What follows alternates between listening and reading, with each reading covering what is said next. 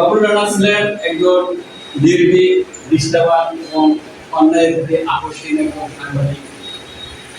আমি তাকে সমস্ত গুণাগুণ ক্ষমা করে তাকে বেহেশতে করে অত্যন্ত প্রিয় মানুষ ছিল এবং আমি যে কোনো কাজের ব্যাপারে সে শুধু মধুপুরীর এক প্রান্ত থেকে আসতাম, কোনো কাজ না সর্বপ্রথম কথা হামিদ ভাই সাথে নিয়ে, বাবুল ভাইকে সাথে নিয়ে আমার যে কোনো কাজগুলো সমাধান করার চেষ্টা করেছেন।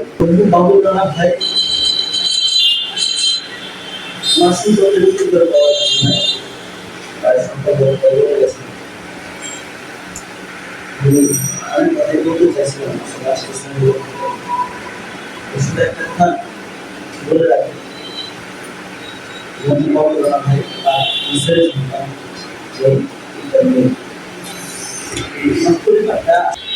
এবং সবচেয়ে কষ্ট লাগছে আজকে যেখানে বাবুল ভাই বসলেন সেই চেয়ারটি আজকে ফাঁকা।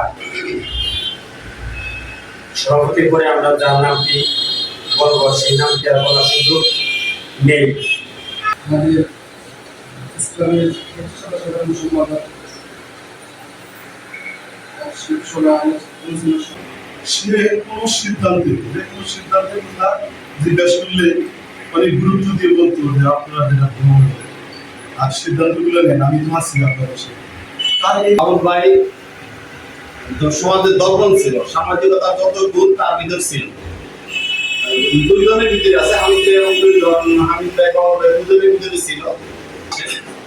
আসার পরে যখন হামিদ বাবুল রানার মৃত্যুতে সবকিছু আসলে আমাদের কার্যক্রম একটা স্থবির হয়ে গিয়েছে, কারণ এরকম একটা মানুষকে আমরা হারিয়েছি যে আমাদের আসলে সামনে অনেক কিছু চিন্তা ভাবনা করার বেদনা কতটুকু ভয়ানক এটা আমি এটা বুঝতেছি যে একজন পরিপূরক সাথী যে কি জিনিস।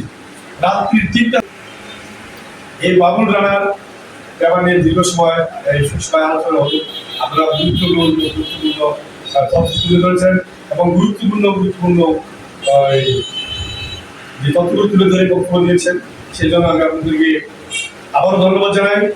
আমি সেই বাবুল রানার যে অসমাপ্ত কাজগুলি রয়ে গেছে সে সম্পর্কে আপনারা বলছেন যে বাবুল রানার যে বিভিন্ন কাজ রয়েছে তার পরিবারের প্রতি আমাদের যে একটা দায়িত্ব আছে, সেই দায়িত্বটা যেন আল্লাহ পাক আমাদেরকে সঠিকভাবে করার তৌফিক দেয়, সেদিকেও আমি আপনার